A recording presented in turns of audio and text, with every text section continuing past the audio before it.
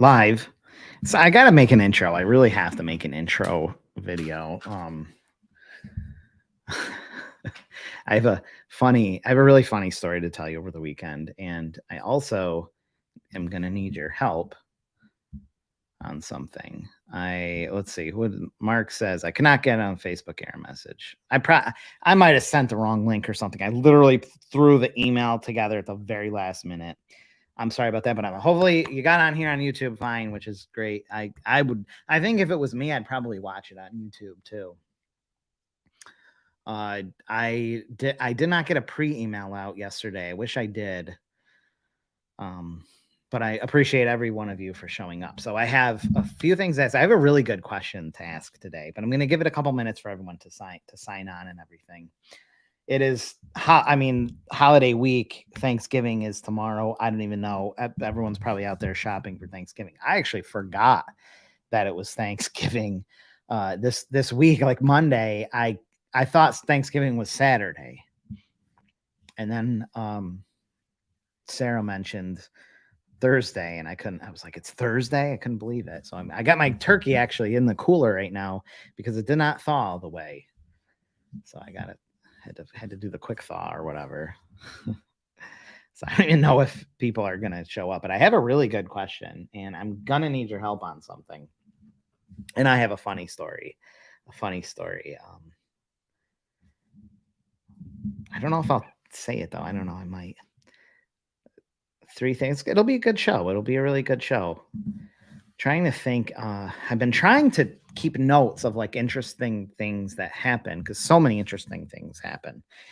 All of my friends always say, how does this stuff happen to you, Jake? Like I always, the weirdest people always come about, the weirdest situations. And I always forget to write them down because they're really funny. They're really, really funny. I have this one guy that, wait, can I say this on here? No, I can't say it on there. Sorry. because I'm streaming this to YouTube too. I don't need like my actual customers like hearing certain things. Earl, nice to see you. I actually was not supposed to have these comments in orange, but I did. They're supposed to be blue. They're supposed to be in my coral color that Bob Lell used to make fun of me that's saying it was pink, but it's not pink, it's coral. I love that color. Last week by mistake. Bruce, good to see you. You will definitely, well, not like, but you will appreciate something that I'm going to share in a minute. Oh, Dorn Brenton's here. And thank you, Dorn and Lucy, for sending my film out. I know you sent me a message, and I just, Facebook messages, I get them. I get so many. I can't keep up with them, and there's no way for me to track them. I mean, if I don't reply right away, there'll be more coming, and then it's pushed. It's not like email, but I really appreciate that a ton. Thank you guys. They sent me I think a 3-pack or something of film from Myers. That's hunting down film, 35 millimeter 120 film is a challenge. It's definitely a challenge, and I appreciate that a ton. No, I did not get it yet. Well, maybe unless if you ship to my office, I have not checked the mail yet today. So it might be there. I just not have checked it today. Today is a crazy busy day. Super busy. You would think it wouldn't be, but it is super busy. I have a lot to do. Arnell, good to see you. How's your liquor store mailing going? I was very proud of you, Arnell. Super, super proud of you. Oh, okay. I'm going to need your help with this, guys. I bought a Stream Deck, okay? Stream Deck is this thing. It's this awesome little thing that I can load buttons on and do all sorts of fun stuff. So you don't have to hunt around the computer and whatnot. I can just push the right buttons and do things on a live stream, like change slides and bring up things and play videos and play sound. I want to play sound, okay? So I have like sound effects and stuff. But because I use a microphone, the sound is coming through the microphone's channel. So I can't run it through. You won't hear the sounds. And I really want to have sounds. So I'm going to switch the audio to the computer. Okay. So the microphone will now be through the computer where I can play sounds. But I want you guys to tell me if it sounds okay or if it sounds bad. Like if it's acceptable, then I'll play. Otherwise, I can't really use the sounds. So if you guys don't mind, I'm gonna switch that over, and you tell me if it sounds bad. So I'm gonna switch this to my MacBook Pro's audio. You should now be hearing it through the computer. Just tell me if this is like, is it a huge difference? Is it bad? Is it okay? Is it garbled? Like, what does it sound like? Arnell says, haven't heard from you. Yeah, you should on liquor store mailing. I don't remember. They have a coupon on it. I mean, hopefully, otherwise you can't track it. But I've got plenty of customers that will do mailings with no coupon, and they love it. Pro is louder. Mic was better. The mic is definitely better, huh? See, I can't. Can you hear that? Wait. Yeah, that's a cowbell. Can you hear that? Oh, this one. Les says it sounds perfect. Okay, small bit of echo. Sounds good though. So that's good. Like I'm not. Hey Ed, and this will be a really good question for you too coming up. I'm glad you're here because I know you'll have an opinion. I'm wondering. I'm thinking most of you will be on the same side as me, but Earl says it's okay. Bruce says it's small bit of echo. No difference. Okay, so maybe we can get. There's a. And I have so many. Look, I can crack open the beer can. And I have so many ideas, and I have these all here. Like I can literally just hit these and nice. You like that? So I don't know. I might maybe I'll just use this. I don't know. It's simple enough. I don't know. I am going to. I'll have to look. I'll have to review it too. I am just going to switch back to the other audio. There, which is now back on the microphone's audio. Flushing toilet. That's a good one. That's definitely a good one. I gotta remember that flushing toilet one. Okay, sound on a different background sound, so they have to go. See, I can test this. I run a. I want to tell you an epic story of. I don't think it was failure, but I run a community in my community Facebook show. I do a weekly live show on a live stream on Sundays, and it's a pretty big deal. Like a huge chunk of the community gets involved and give away stuff, and it's a pretty big thing. I get a lot of marketing value out of that too. I would highly suggest that you consider doing something like this too. Basically, I run a talk show. A village talk show, just for and if you were in a certain neighborhood or even city, like I think you could do really good with these.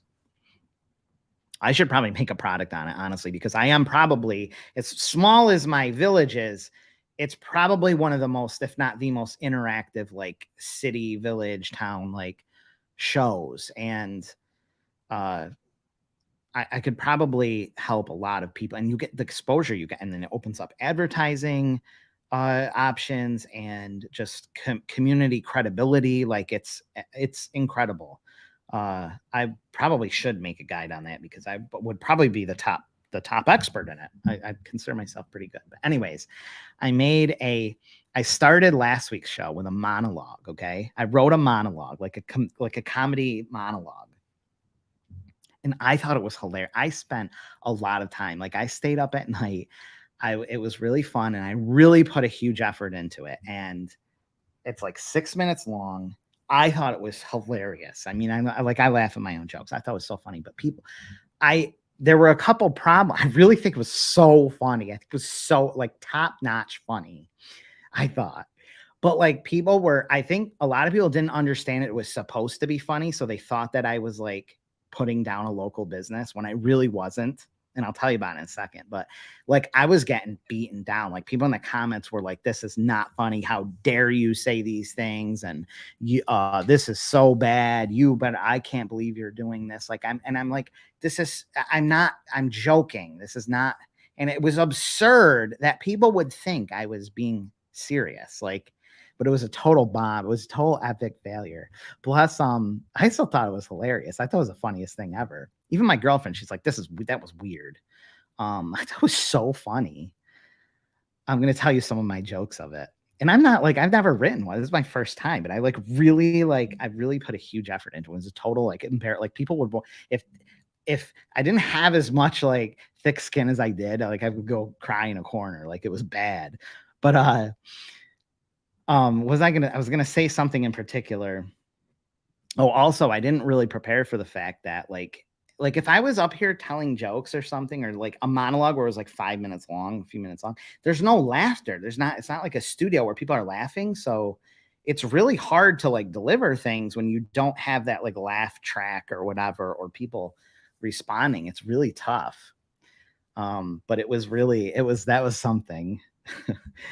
Small. A lot. I mean, it depends, but I'll give you an example. So my village is really small, 3,200 people. But we'll have about 1,000 comments on the live, anywhere from like 600 to 1,000 comments. It is super interactive. And if I was in a bigger area, like I am in a bigger area, but my particular village, and it's totally centered on that village.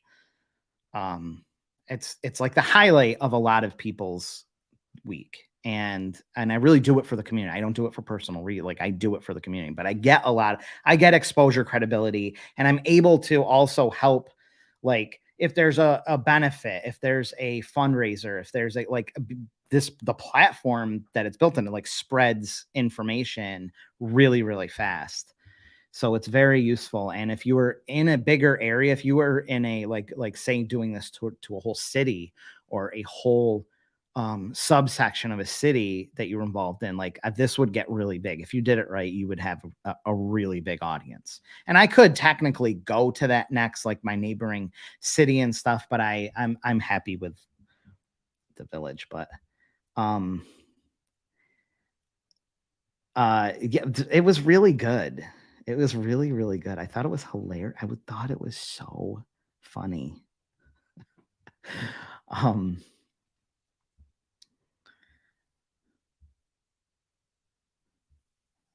but I guess the lesson is that I want to share that story, but also a lesson is that sometimes things don't, even though you think even though you've put like tremendous amounts of time and effort and you've thought you've done a great job, and you may still think you've done a great job, it doesn't always have it may not always have the reception that you wanted. Like sometimes you just have to keep going forward. And if you believe in it too, you can continue to do it. If you think you had maybe a product, a service, and this happens, you're all ready to do something. You have a product, a service, something you're going to sell, and you go to pitch it to someone and they totally turn you down, or they ridicule you, or they say something negative about it, or that you should be selling something else, or direct mail doesn't work, or SEO doesn't work, or whatever. It can really bite at you because you believed in it. You really believed in it. It can kind of take you down, it would take you down a few notches, but you have to be able to, if you do truly believe in it, there are other people who will like it. If it's a truly valuable thing, you just need to find those people. There's always going to be plenty of people who will not agree, who will swear that you are wrong, that whatever you're doing is stupid, that enjoy putting you down. And maybe there's a few of those, but if you really believe in the thing and you know it's good, then you will find the right people and all will be good. Happy Turkey Day Eve. Yeah, I do. I can put plenty of laugh tracks. I should probably do that. Let me pull up. Oh, I wanted to share this. My friend, his name's Ryan. He owns a print shop in Kansas, and we've done a bunch of stuff for each other. And I feel really bad. I wanted to bring this up, but an arson just set his whole print shop on fire, set off the sprinklers, and everything is damaged.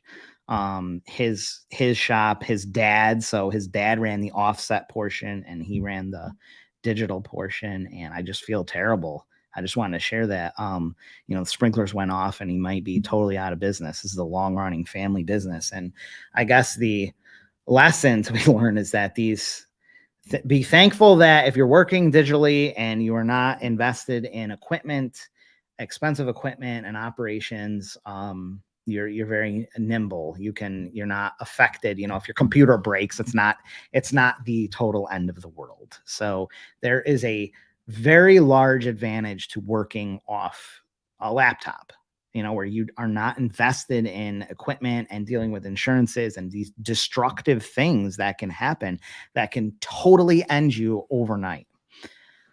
I know when you're starting out as a marketer, or maybe you've been at it a while, you see, I can also switch. I can use this to like switch around. I can switch all this. I can technically, if I hold my finger on the buttons, I can just switch it around while I don't even have to look at the computer. So it's very fancy. It's very, very fancy. But you look up to these big operations, no matter what they are, and you're like, oh, I wish I was them. But you don't know what they're going through. Something like this could take them out overnight, and they would be starting all over. They wouldn't be able to restart. There's not always, there's a lot more going on than you may think. So working off your laptop, totally fine. Like not owning a bazillion dollars in equipment. And Bruce will confirm, especially in the printing industry, these things are crazy expensive. Like equipment, you don't necessarily want to get involved with that kind of stuff. Naysayers everywhere for sure. I love the fact that we all can essentially operate anywhere. We can operate anywhere. You can move to wherever, you can target.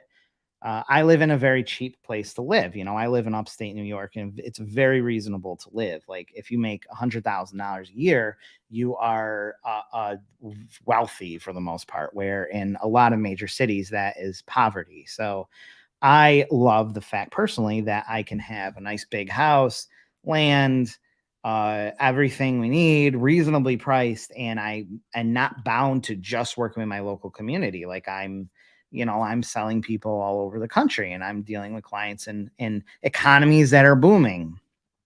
What is maybe a struggling economy in one place can be totally booming in another. And there's places, the US is huge, and then the world is even bigger. I mean, but just in the US, there's like areas that are doing fine, they're doing great. There's areas that are not doing great. There's opportunity everywhere. The United States is huge, and it's all at your fingertips through marketing, printing. It's all right there. Yeah, that's exactly. And anyone who owns digital presses will tell you, you have to continuously operate them, and they continuously break down, and you essentially need to replace them every couple of years. They are designed to be, you buy them new, the warranty is 2 or 3 years, and then you get rid of them, and then you buy another one. It is a consistent things breaking down, tech, warranties, and becoming obsolete very fast.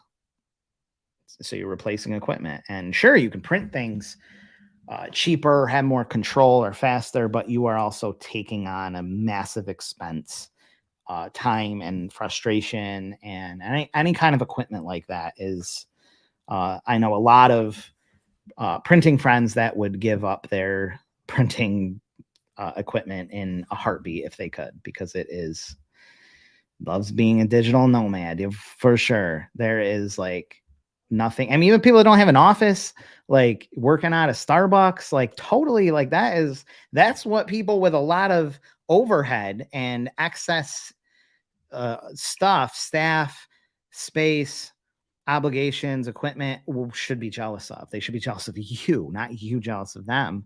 That you can just go wherever you want, and you're basically on a laptop. And if you've got a MacBook Pro or a MacBook Air, it's all in the iCloud. I got everything set up in iCloud, so I don't care if this thing if I drop this thing and it dies, it doesn't matter. It's all iCloud. It's all I could be on buy another one and be up and running the next day, that day.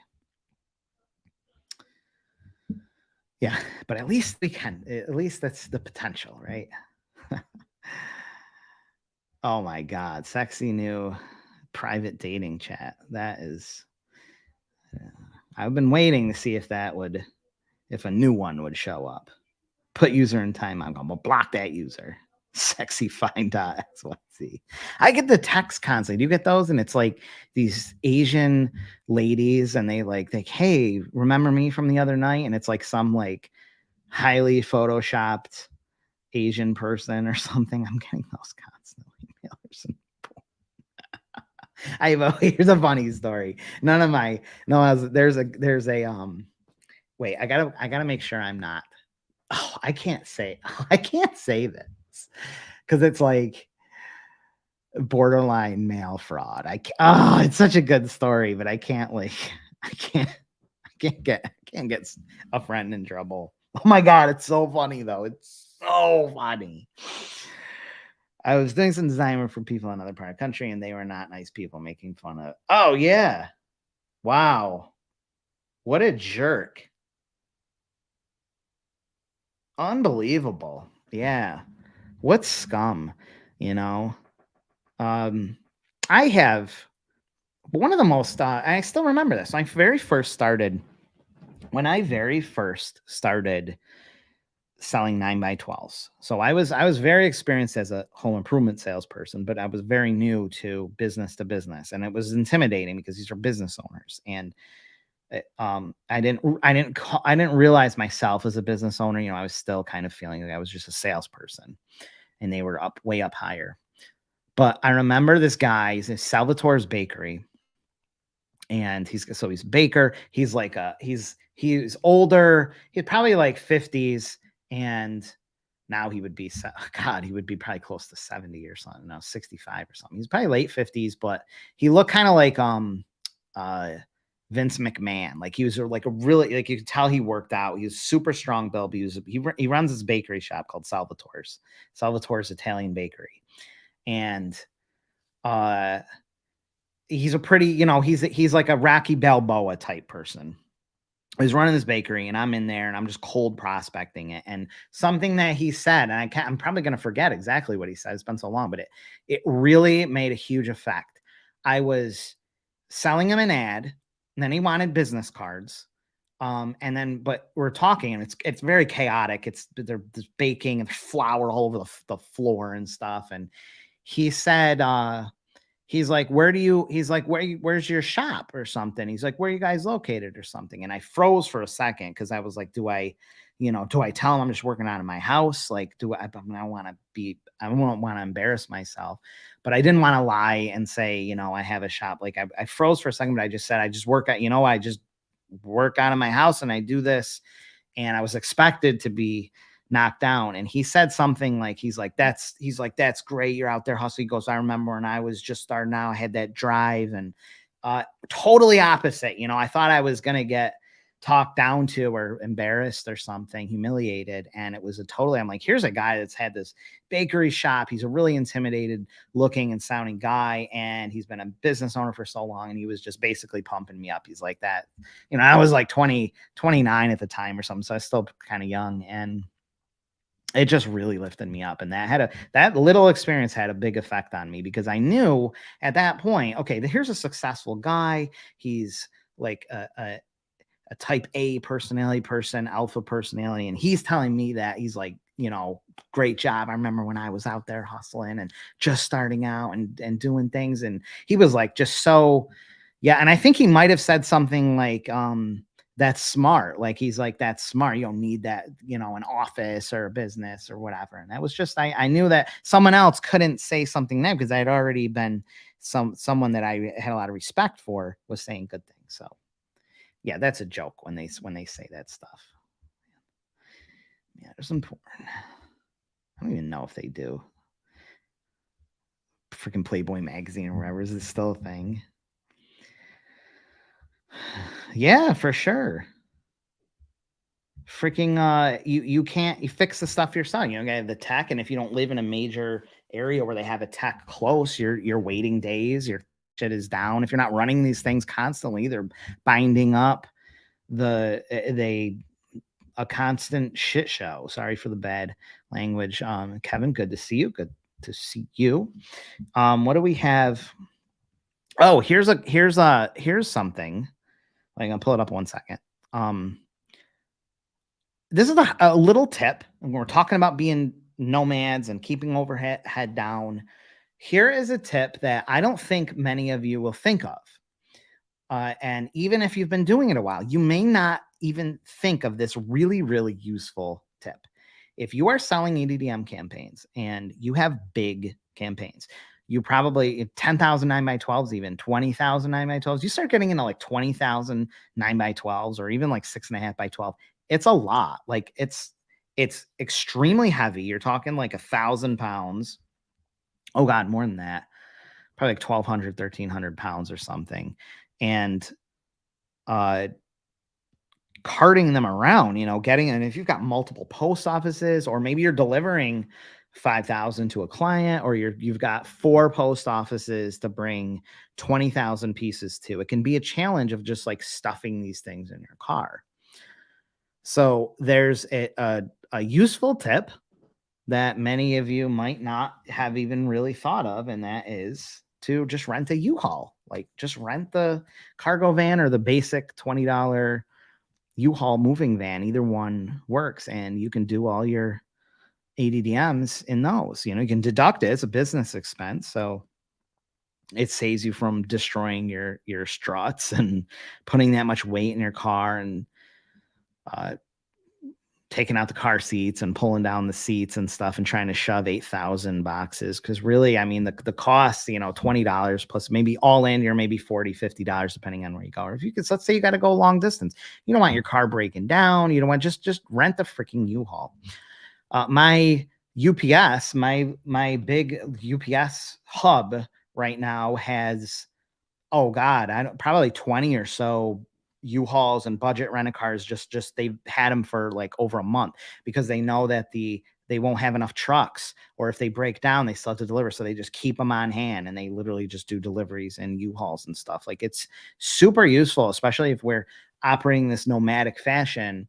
uh you don't, the cost and maintenance of, especially now, vehicles are going for so much, and getting one of these vans, maintaining them, paying for them, it just makes sense. Just get a U-Haul. So if you haven't thought of that, it's a really, really great solution.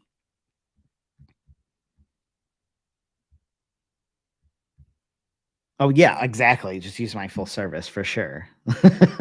But some of you like to go do it the hard way. Don, have happy Thanksgiving. Almost said happy birthday.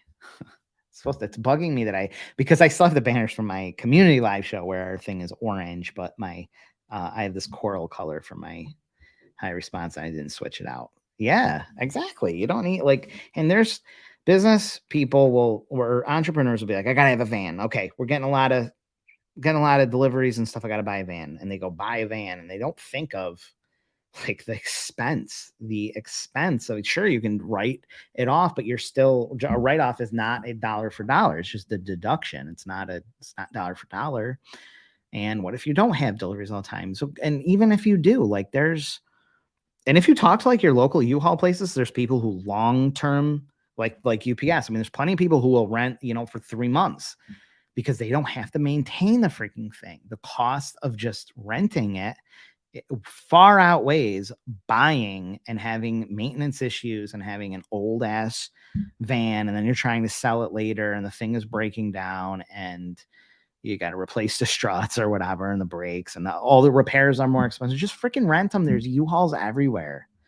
Even like Lowe's and stuff rents trucks and stuff, but these things are $20. Yeah, people don't even think about these. And you can actually buy these too. U-Haul sells the things when they like depreciate out of business. You can buy the trucks and just paint over them. Yeah, get a big magnet. Yes. Yes. And really, like, you start putting hundreds of pounds of postcards. These things weigh hundreds and hundreds and hundreds of pounds. It's on your vehicle. It's stressing that thing out. Freaking loading it up all in the back, and you get it's not good for the car. It's Uber. Oh, that's funny. That was funny. I'm gonna get to this big question in a second. That's what's up next. You can write off the U-Haul rental. Absolutely. Whole thing 100%. One hundo. You don't gotta worry about freaking damaging your own vehicle. Let's say you get in an accident. And then now your van is out of commission. With a U-Haul, you're just freaking, you have the insurance or whatever, and you got another one. You don't have to worry about it. You don't have to worry about it. It's very smart. There you go.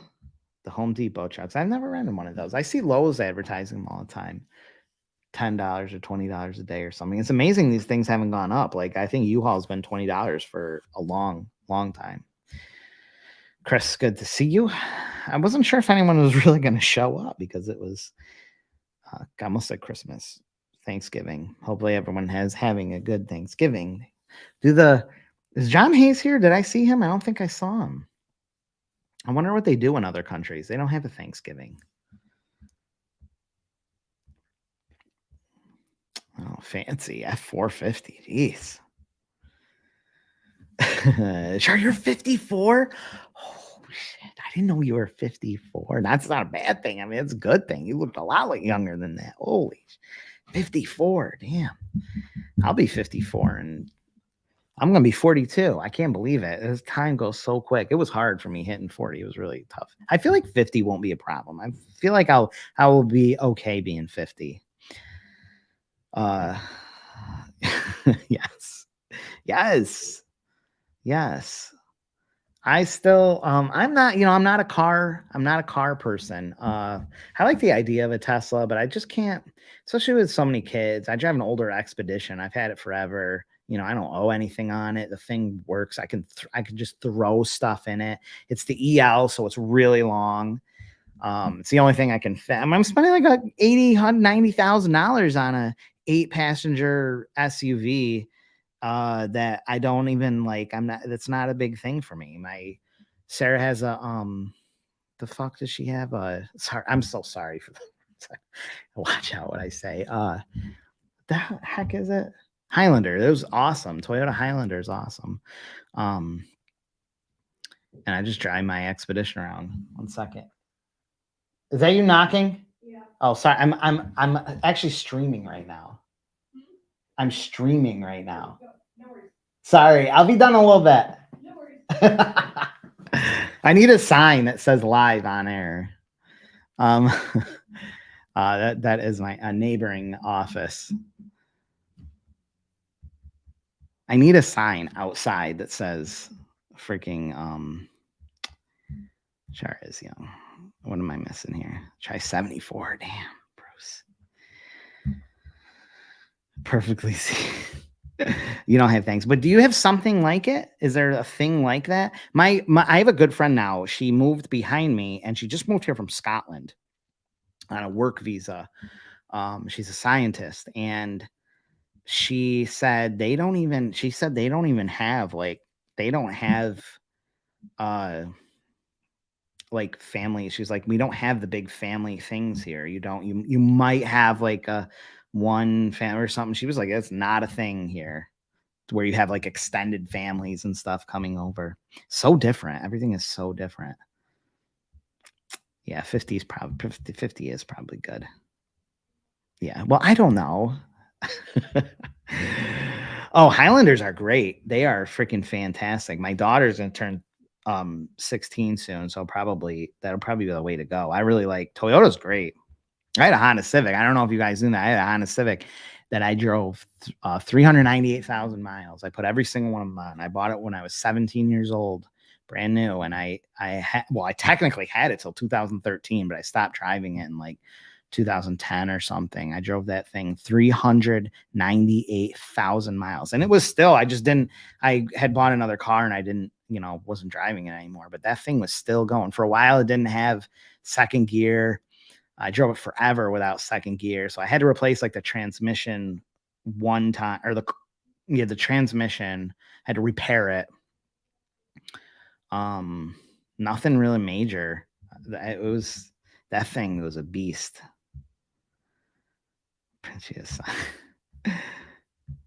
Big freaking sign that says light. Well, I don't want the sign. I want the light up. I want the light, on air, outside. Yeah, they're good. We did a Hoopty thread in the group. Oh, Hoopty thread. 300K, yeah. Just a baby. Honda is great. I mean, I'm assuming they still are. But man, my Honda Civic, I had a lot of memories with that thing. They don't die. Man, no, this thing just kept going. I drove it all the time just to have Christmas. Wow, there's no over there in Ireland. There's nothing. Okay, so I'm gonna bring up a question that's gonna come up on the slide. I saw it by Russell Brunson. You may have seen it if you follow Russell Brunson. I don't know much about Russell Brunson. I know he runs ClickFunnels. I know he's a pretty like aggressive marketer. I know he's got like a lot of kids too. And I know he's pretty wealthy, but so I don't want to create, I want to be the person that's criticizing Elon Musk, oh, he's doing something stupid when obviously the guy is like far wealthier than all of us. But Russell Brunson posted, like, I don't even know why I found, because I don't really follow these people, but I do. And he posted this thing and I was like, are you kidding me? I'm like, this is why we have such crap marketing things. What do you guys think of this? This is what he wrote. I'm gonna put it up on here. This is what he wrote. Wait. He wrote this the other day. The only thing in your business that actually matters is the marketing. Dang, 350,000. Way to go, Dennis. Saturn. Wow. Oh, 750 on it. Dang. Oh, did he? Guy buys everything, probably. I mean, so what do you guys think? I think this is really bad. Yeah, Don disagrees. Rob disagrees. I totally disagree. We're marketers. Like, we should be agreeing with it. But no, marketing is the only thing that matters in your business. Like, that immediately brings up to mind like all the crappy businesses and scumbag businesses that just operate on their marketing. There's tons of them, and you probably have a home improvement business near you that, like a roofing, window replacement, that has absolutely terrible reputation, horrible quality, but has astounding marketing. Their marketing is amazing, but a gazillion bad reviews. And marketing can keep you alive. It can keep things moving for a while, but I think eventually that will come crashing down. It's certainly not the most important thing. The only thing in your business that matters is marketing. Like, that is why, that is the mindset of the average product creator. That's all they care about. And I don't want to knock his product like ClickFunnels. I knew when that thing came out, everyone was like, I was getting bombarded left and right. Sign up for ClickFunnels, push. Everything was like a push for ClickFunnels and all. And I was just like, I don't really, when you hear all these things and you're like, is this hype? This is, I wait for them to blow. And then I hear all these negative things, and it probably was a good system, but for me, having this all-in-one encompassing thing where your email list, everything was in this one basket. Like, I was just like, I'm not putting my whole business into one freaking thing. And then it felt to me, I'm not knocking it because I don't really understand. I could be totally wrong, but it felt like an MLM. It felt like a pyramid, like a pyramid sale. You get in and you use it, and therefore you can promote it and you get the sales as an affiliate, like, under it. And then he's up at the top and we're all down here. And then the people at the bottom are buying this $1,000 a year program, and they're not going to have enough lists or whatever to justify that. And they're just at the end of the chain. I think this is the mindset that just is so bad. Product creators, it's just this crappy marketing, flashy, no substance. Next thing. What can we make next? What's going to be better? Maybe that's why he wrote that. Oh, are they? Yeah. See, I'm pretty shut off from the rest of I'm really shut off from them. I couldn't tell you what products are out there. I could probably why. But Jesus Christ, it's what's matters. See, you agree. See, I wanted to hear your opinion. I think cash flow, product. I'm a firm believer in product, like the quality of the product, the overall customer service, product. The product has to stand up by himself. I know too many businesses that do so well just on their product. The marketing really helps, The market, but the product has to be there. And marketing can help with a bad product too, but it's inevitable that the business will come crashing down, in my opinion. I don't think it can support a bad product. I think the product has to be there.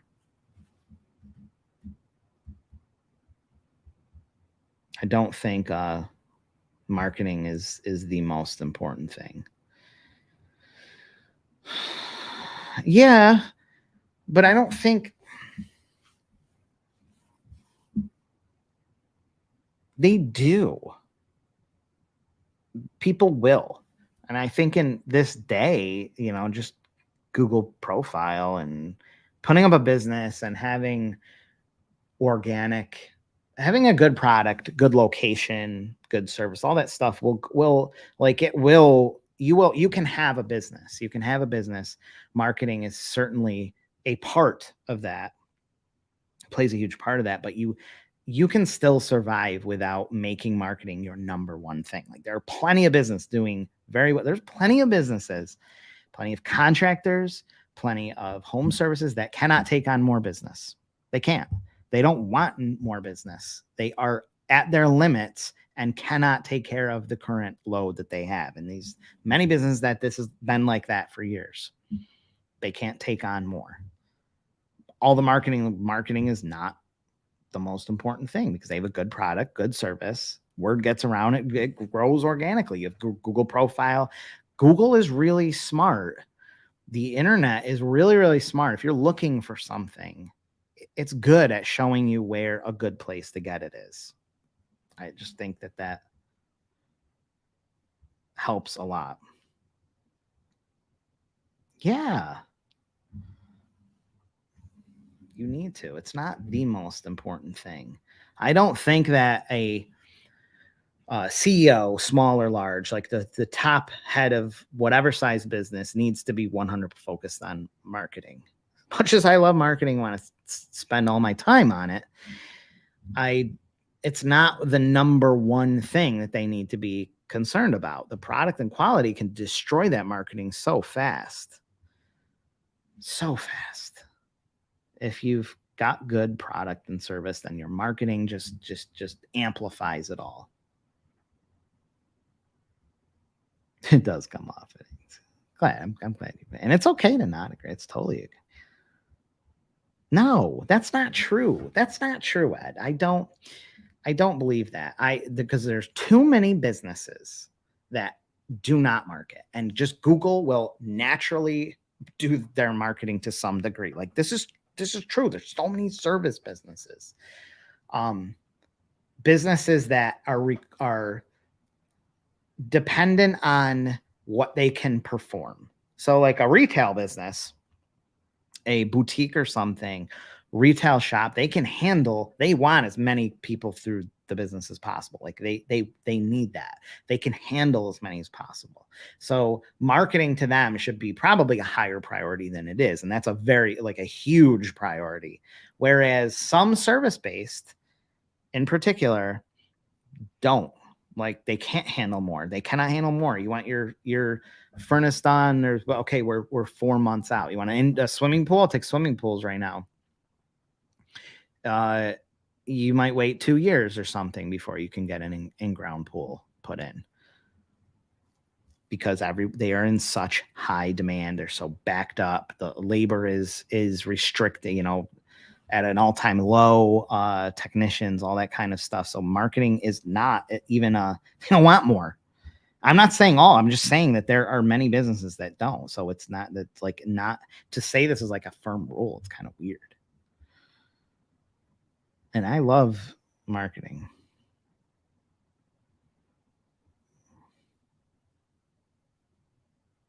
You're dang right. It's a process. When I sold home improvements, we had to follow the 10 steps. There was a 10-step process that you followed. And that was, and in the end, you had the sale. Well, it was just actually a couple steps after it, but it was the 10 steps. And you just followed these 10 steps. And we sold windows for freaking one double hung window we sold for $1,500 each, installed, going up to $2,000 each. That's where I cut my teeth in sales. I'm reading Rob Smith's contest. He is a super hustler. And I had said in the beginning, like, I don't want to knock a guy who's like extremely wealthy and super motivated and has done quite a bit. I mean, the guy is like top of the food chain comes to marketing. He's probably a fine guy. But this is a pretty controversial question, I think. This is true too. This is a really good thing. I didn't think of this offhand. I worry about this too in my business. If something happens, if you're like, it's going to go to crap. It's going to totally crap because it's dependent on that one person. Like, it is going to go to crap. Family's probably taken care of, but the business is not going to be taken over, or it's going to be like a totally different thing without that one person. It's just fine. It's just a part of that. If you build it, they will come as nonsense. I don't know. It is. I mean, you can't. There's so many businesses that just die. They stand no chance.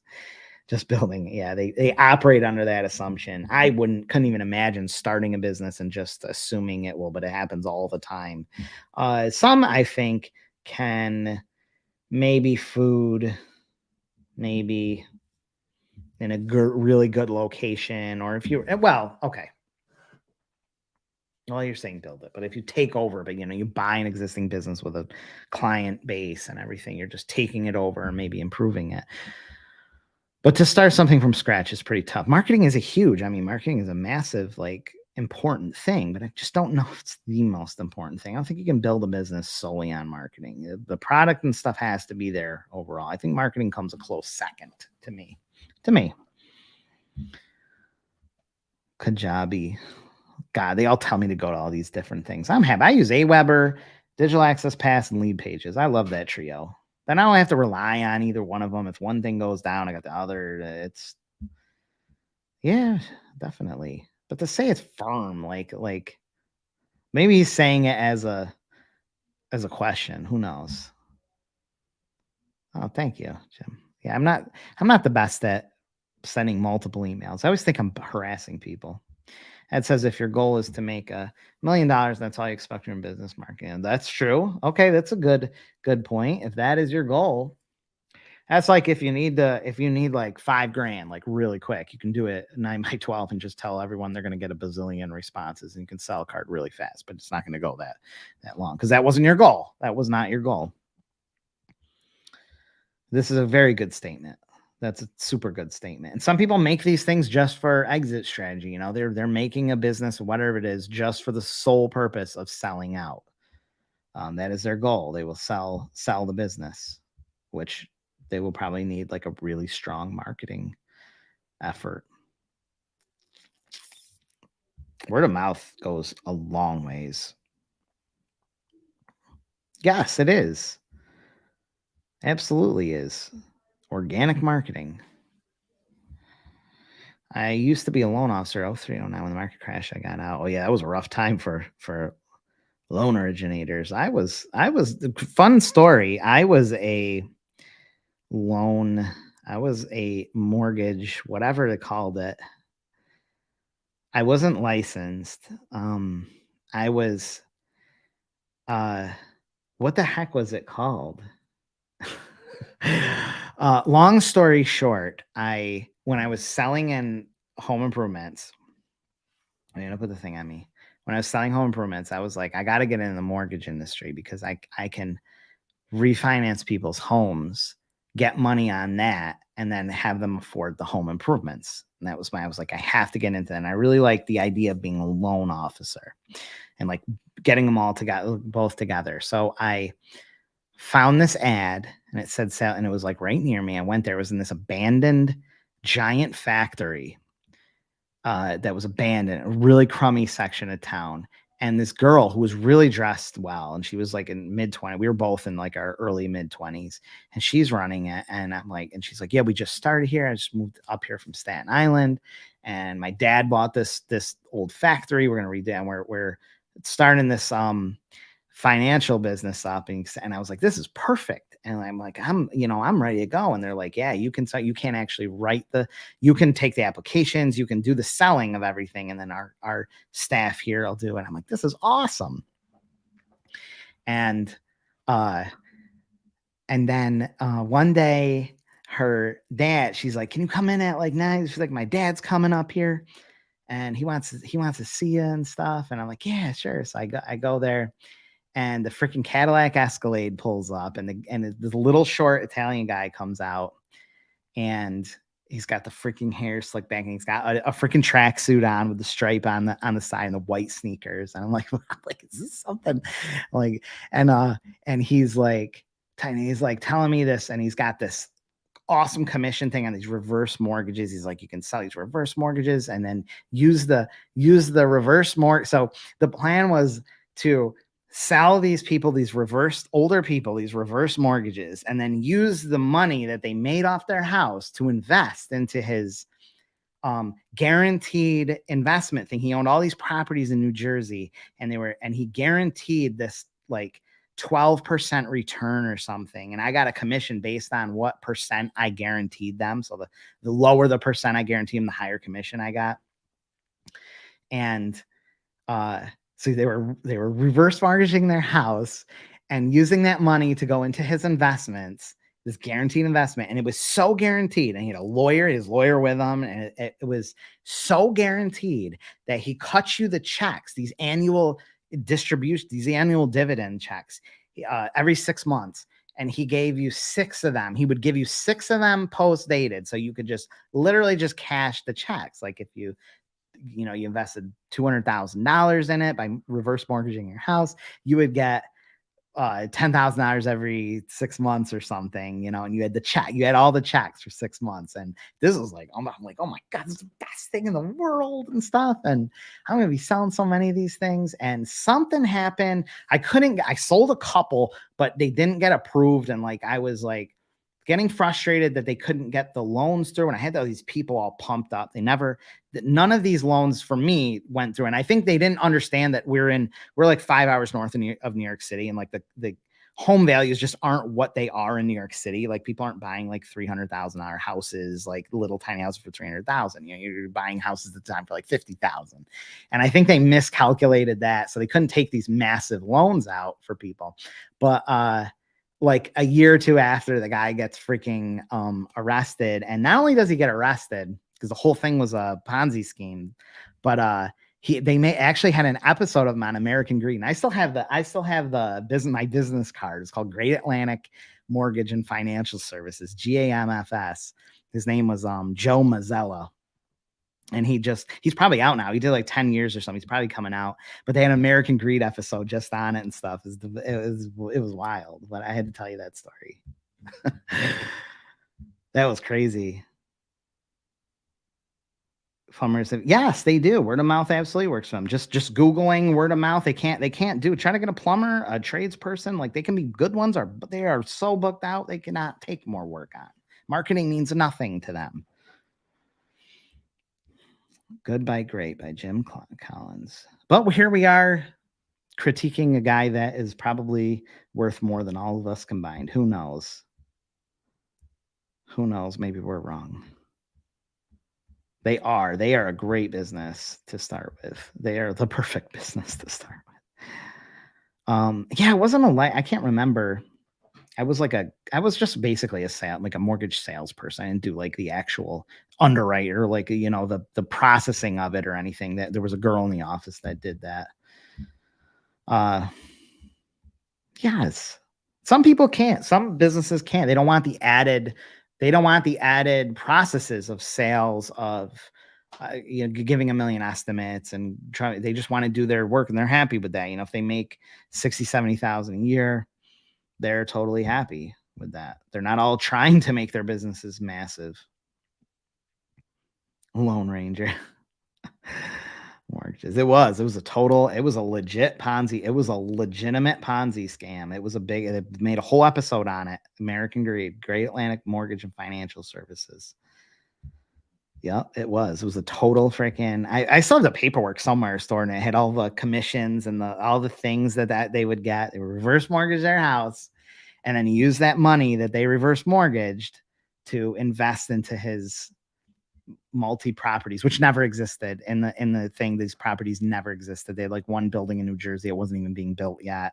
And they were just pushing it off as these guaranteed returns. And millions. I mean, he had taken one lady for like $1 million.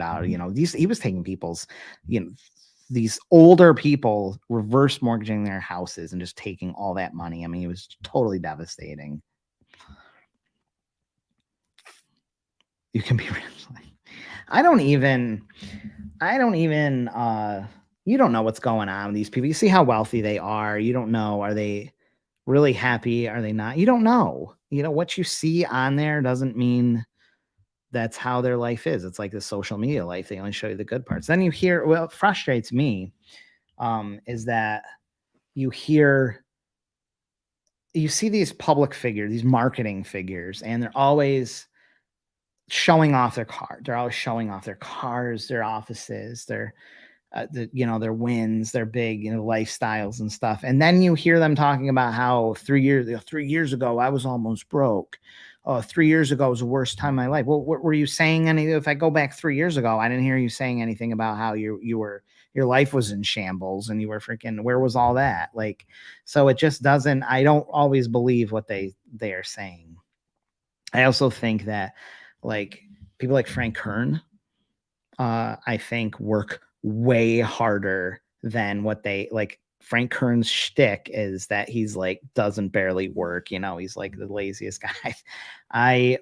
The stuff that he produces, and I know for a fact because I make this kind of stuff too. It's intensely. It takes a ton of time and thinking and planning and like a ton. But he's giving the impression that it's not. I totally understand. I totally get that. I'm just saying that what you see on the ads and on social media it's totally not how it may be in real life. And these guys could be, divorced, wife takes them for everything, freaking kids hate them, whatever. These kind of things can happen. They do happen. I'm probably going to wrap this up. I think we had a good show, right? We had a good discussion.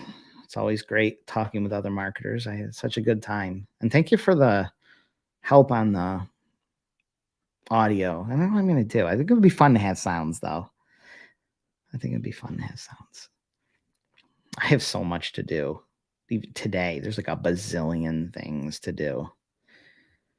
I had a customer stop right before. They were supposed to come in after 3, but she came right before the show. I wasn't even sure I was going to get on in time, but she gave me a $540 cash for something. I love cash deals. It's almost as if nothing even got sold. It's just cash. That's why I like cash deals. So am I going to see you guys next week? You guys going to be on next week? Pretty good. Appreciate every one of you guys. What is trying to say? I have to go to Total Wine. Yes. Oh my God, the liquor store's gonna be crazy. I'm not a I bought a bottle of Maker's Mark, which I liked. I think in the cold, it's nice, warms you up pretty quick. But I've never really got into whiskey or bourbon or anything. The Maker's Mark is pretty good. So if you have another alternative, I will try it. I bought some freaking, to me, overpriced Old Rabbit or something I bought like last year, and that just sits there. I can't drink. It's too nasty. But the Maker's Mark stuff is pretty good. I'm pretty new to it though, so I just like how it burns. I like how it burns, and it's how it smells, and I can handle it without it being too nasty. It's almost the thing. You know what I mean, Ed? You know those cash deals. Ed's been in business longer than I have. Yeah, no, they don't. Even though, who is the 4-hour guy? Tim something? Tim, he ain't working no 4-hour freaking work week. The guy freaking puts out stuff every day. 4-hour week. Buffalo Trace. I'll have to try that one. With Frank's ex. Oh, that's funny. That's got to be good. I think he fits that character really well. really, really well. But I know the guy works really freaking hard. And thank you, Les. I really appreciate that. Elijah Craig. Someone said that too. Someone I'd posted like a year ago on Facebook, and people were telling me all these brands, and that was one of them. Oh, that's right. I gotta do that. Tim Ferriss. That's his name. Tim Ferriss. Tim Ferriss. The 4-hour body, the 4-hour work week. Man, he's still selling that freaking thing. That was one of the big like books and stuff. I never read it, but I've heard good things about it. But when I first started, like in 10 or 11, he really rode that thing good. He's probably a great guy. He probably puts out good content, but he ain't working a 4-hour work week. All right, guys, I am heading out. Thank you, Bruce. I really appreciate it. And Dorn and Lucy, if you're there, and Jim and all you guys. Difference in the sound. Use a sound card. I'm probably gonna, probably do that. And then I'll throw in I'm from my that's fake. That's bad. Oh, that was applause. That wasn't laughing. I had to put the laugh one on. Thank you. And you too, Ed. I really appreciate it. All you guys. All right. I will see you next week.